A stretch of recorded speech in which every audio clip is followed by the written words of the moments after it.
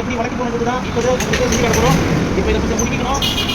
முடிக்கிட்டு அதுக்கப்புறம் இந்த கம்பியை வச்சு உங்களுக்கு எளிதான முறையில் நாங்கள் வளர்க்க போகிறோம். இதை பாருங்க, இதை அழகாக அப்படி வளைக்கணும். அவ்வளோதான், அப்படியே பாருங்க. இதுதான் சிம்பிளான மெத்தேடு.